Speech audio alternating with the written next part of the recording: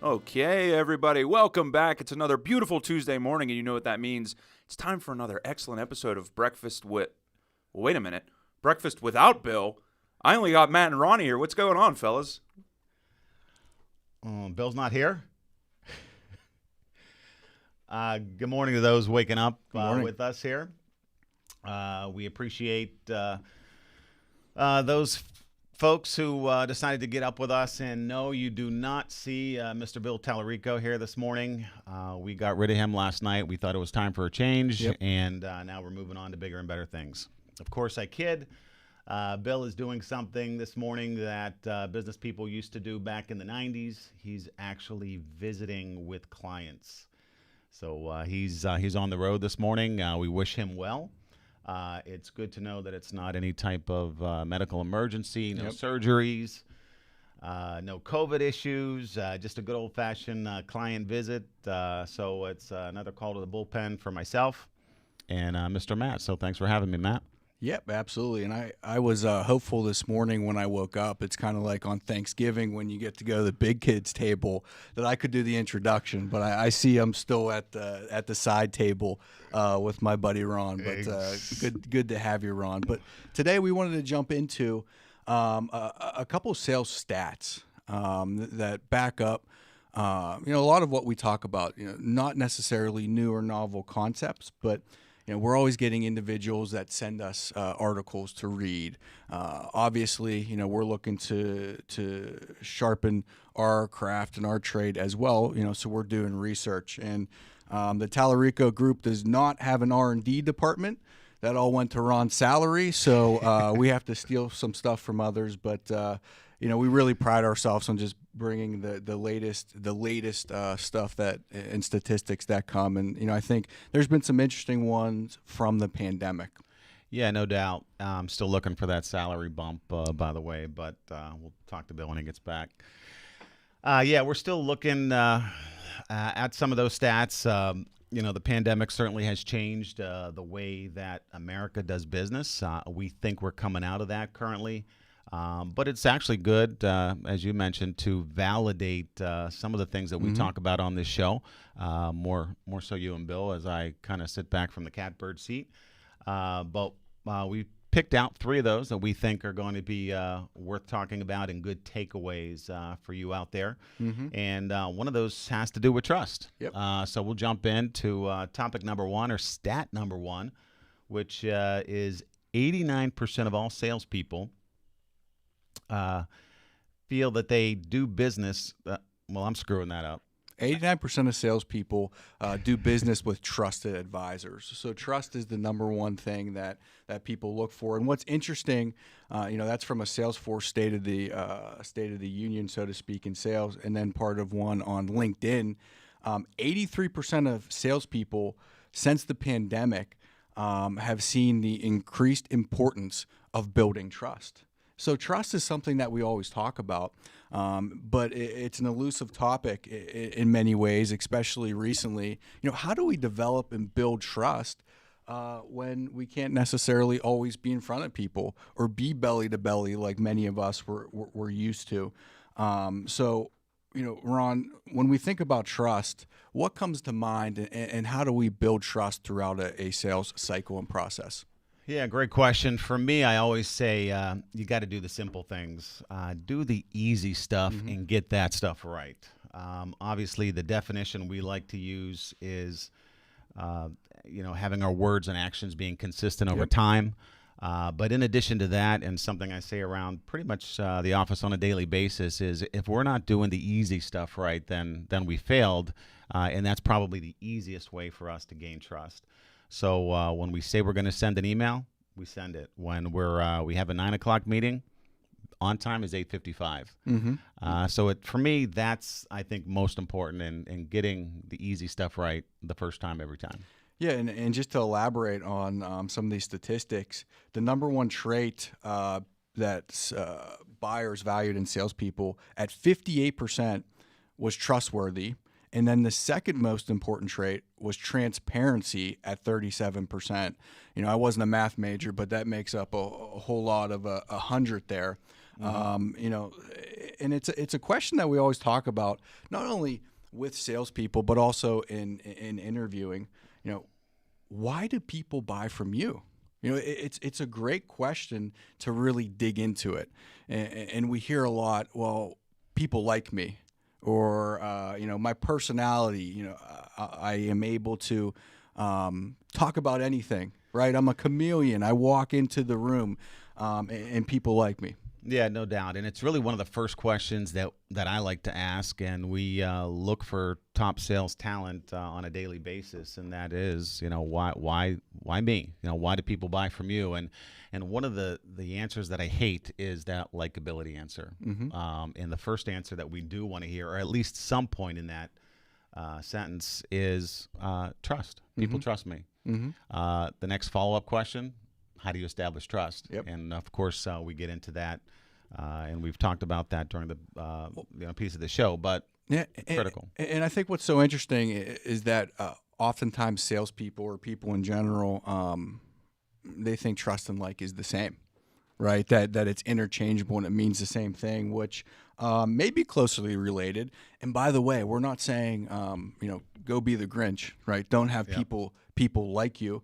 I think being likable might help us get opportunities, get in the door, you know, get past the gatekeeper. But I always like to ask people, do you trust everybody you like? Think about that for a moment. Think about people in your life. Do you trust everybody that you like? The short answer is probably no. Yeah. And on the flip side of that, and this is a little You bit use a good example, by the way, with the child. I'm sorry for interrupting, but there's one that makes me laugh when you talk about. You know, yeah, so there's someone in my life, very, very, very good friend, and you know, the first person that I'd go and, you know, want to have a beer with or watch a game with, probably the last person that's going to watch Lucy, right? And that's just how it is, and I love them to death. And on the flip side of that is, do you trust or do you like everybody that you trust? That's a little bit more difficult, but think about that. I have a professional services person in my life that I always think about that probably wouldn't be the first person that I'm going to hang out with, but darn it, do they know their trade, and they're going to continue to get all of my work for the rest of my life in that particular trade. No doubt. Yeah, there are people out there certainly that you would not want to necessarily watch a Penguin game with. Yeah. Like last night, for example, but these are people that you would trust and that you trust with your business. And, you know, we like to say that people that we like or people that like us will talk to us, but people that trust us, those are the people that are going to buy from us. So, again, on a day-to-day basis, in what I'm listening for when I talk to salespeople, no doubt about it. And one final thing before we move on from that, Ron. Think about, you know, the likability, and likability gets in the way of asking really tough questions. The need to be liked, and so, you know, think about deals that we lost as of late. Those in the audience, did likability, you know, the need to be liked, get in the way?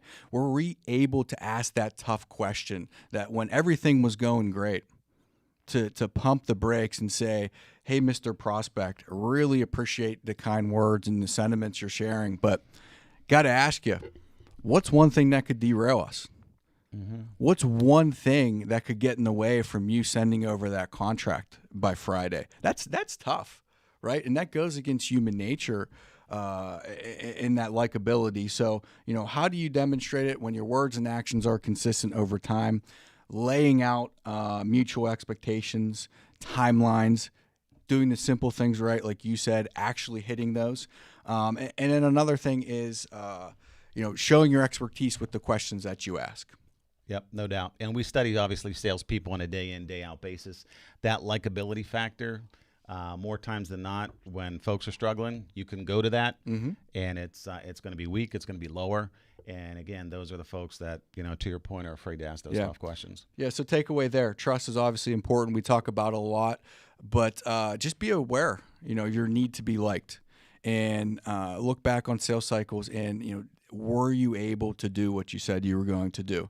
Not the same day, not the same week, but are you laying out those expectations? And Friday at 2, are they getting that call? That's where clear next steps become so important. Are they getting the proposal when you said that you were going to send it? So anyways, moving on. What's number 2, Ron? Number 2, the decision-making process is expanding. So no surprise to us, it's becoming harder and harder, at least that's what we're hearing, to close deals. And again, as we looked at some of the research from the information that we read, it's telling us that the decision-making process per person is up at least 2 from a couple of years ago. Now it takes about 6.8 people exactly to get involved in a final decision. A couple of years ago it was only 5. Yeah. So that means we got to do our homework. Let that sink in. 6.8 people to make a decision. Mm-hmm. Whether or not you're selling a very complex solution, it might be a little bit more, or a very simple commodity-based industry. Let's just say it's 2. It's 3, right? 6.8 people to make a decision. And I always think about, my past experiences, and also for myself, I include this, myself in that category. But what I see a lot of young sellers doing is, going to that final meeting, or what they think is going to be that final meeting. And let's say it's Tuesday, and they know that, hey, today's the day that the final decision is made. They go to the final decision maker, they ask the question, guess what happens? Someone else, one of those 0.8 people are entered sneak into the equation, yeah. Right? They sneak into the equation. So, hey, it's Mary from marketing now needs to be involved. That's what I found out today. Or it's Al from accounting is the new person that is, for some reason, approaching or is involved in the decision-making process. So how do we avoid that? Yeah. Well, I don't even know if it's about avoiding, but knowing that 6.8 stakeholders are in a decision should be putting up the alarm, right, for us, that if we're talking to just one person and we know of just one person, regardless if they say, as clear as can be, I'm the one that signs, right? Nowadays, people buy from process, right? It's process over people. People play into that process, but it's much more important to understand decision-making process than a decision maker. And we've used that example many times of when Bill says people call him and say, oh, your name's on the building, right? That must be you. Where Bill very rarely would make a decision without any of us, right? So with that 6.8, what does that mean? That we need to be digging deeper and trying to understand who else is in that process. And we've talked about it before. Don't fall into the hero to zero conundrum. Don't say, are you the one that signs, right? Are you the person that inks it? Are you the one, right? Because in that opportunity, they get to say yes or no. And if they say yes and they're truly not, or it's their perception, we're done.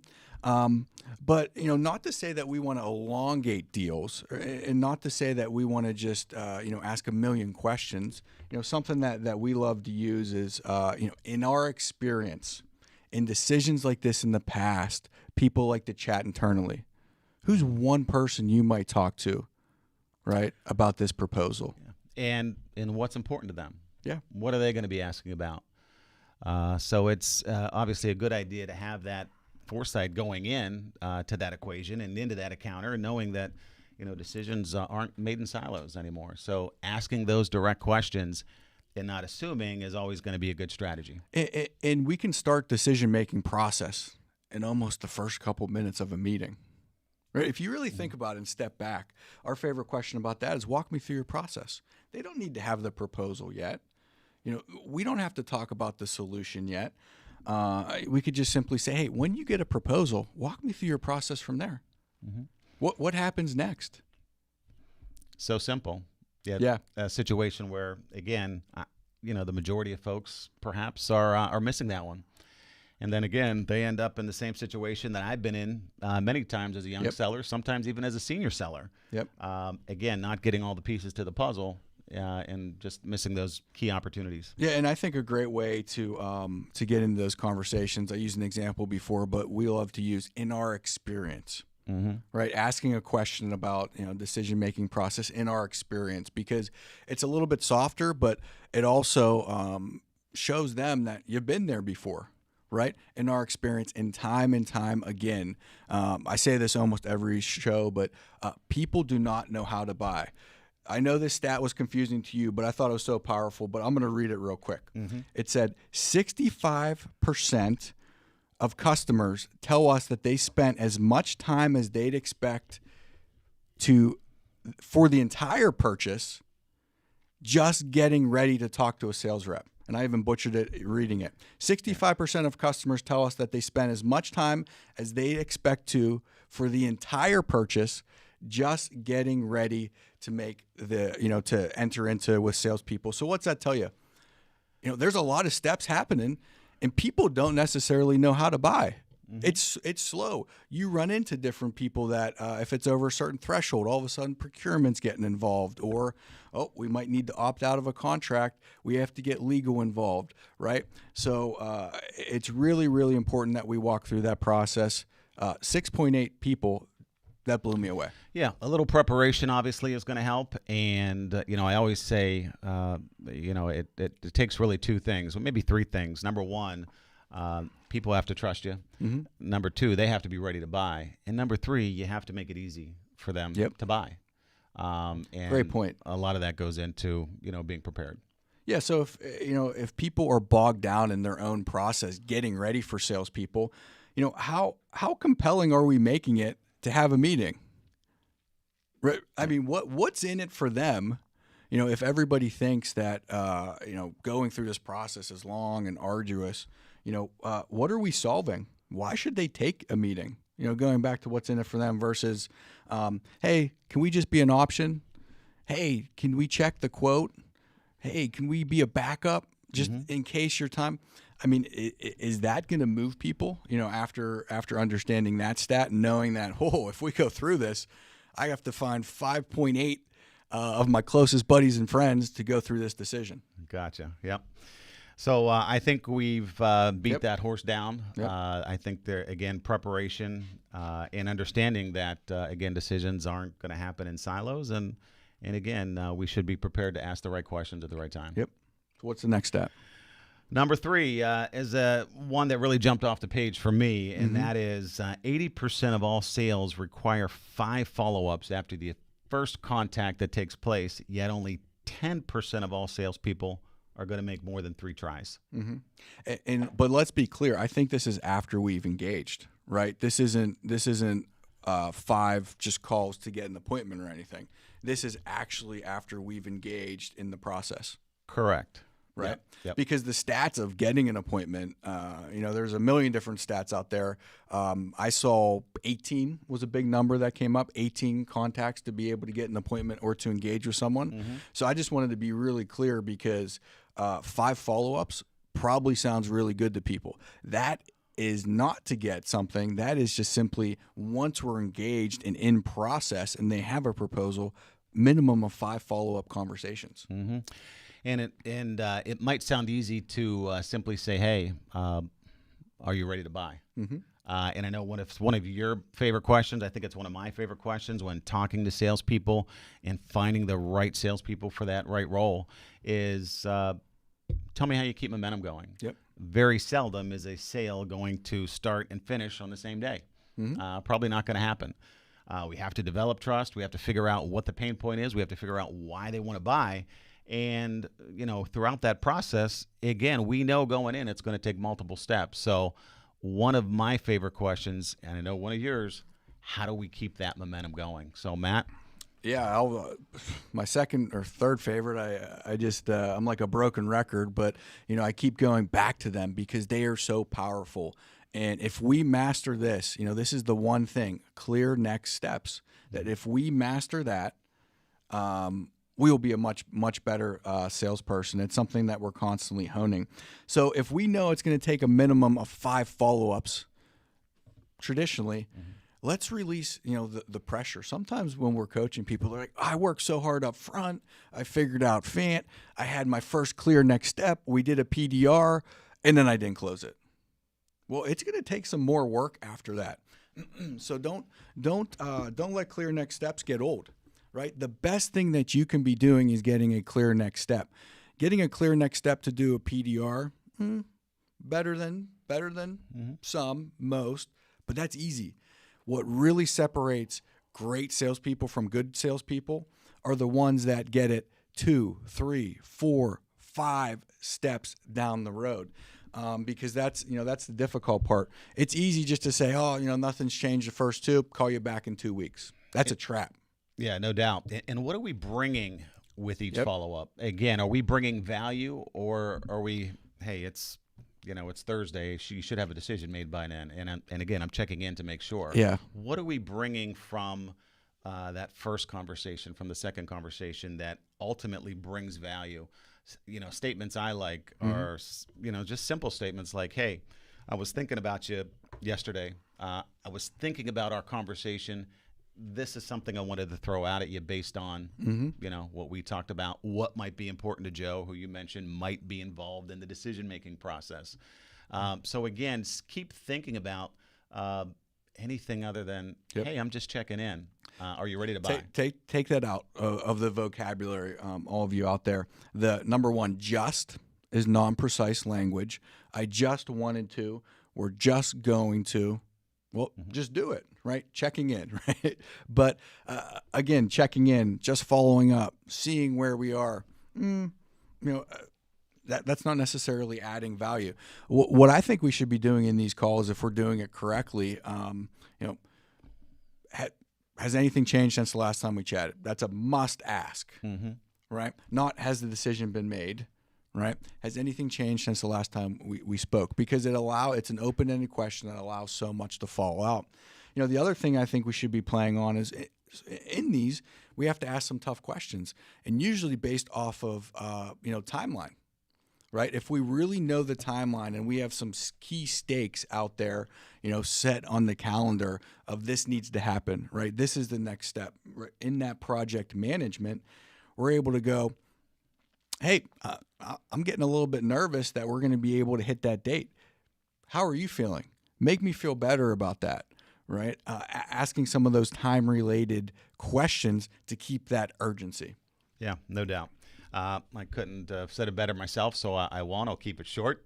But I think, again, to your point, just to sum that up, bringing value, calling back on what it is that we talked about in order to continue adding value to that conversation and can shorten that sales cycle. And I think all of those points are certainly important today. So don't be frustrated when you have to follow up multiple times, right? At the end of the day, you can never manipulate someone to close. We're not going to go, I'm going to arm wrestle Ron today into a close, third follow-up, right? We're probably going to need to go 5 deep, so let's keep that in mind. And let's do the best thing that we can, and let's be able to get clear next steps. And it's hard to believe we went 24 minutes. We were joking before, we're 2 color analysts, not the play-by-play that Bill is. Yeah. We were just going to ping pong back and forth. But, just to sum up today, trust, the importance of trust. And, how are you building trust? Are you hitting those timelines that you lay out? Are you hitting the mutual expectations? Words and actions consistent over time. It's really important in the process. So let's make sure we have a process of building trust. The amount of stakeholders and decisions these days, it's not getting smaller, right? That's a lot of people, right? 6.8 people in a decision. So if we're only talking to one, not saying we need to call BS, but our antenna has to go up, and we have to be asking certain questions and understanding who else is involved. Because, like you said, they're not made in a vacuum anymore. And then number 3, about the minimum of 5 follow-ups. So don't be the person that stops, right? Don't get upset that you have to follow up 5 times. That's part of the process. Do the best thing that you can, and that's create clear next steps. And I think that's a wrap from us today. I think it is. Again, thanks for having me. I'm always happy to be. I think I'm happy to be brought in from the bullpen, but. It wouldn't hurt if Bill got back here next Tuesday and did his thing as well. Yep. And shout out to Evan. Big week coming up for him. It's going to be the birth of his first child. So good luck. We're gonna have Steph next week behind the camera. So we're looking forward to that. Congrats, Ev and Jenny. Yep. The most important piece of that. Yep. Have a good week, everybody. Have a good week.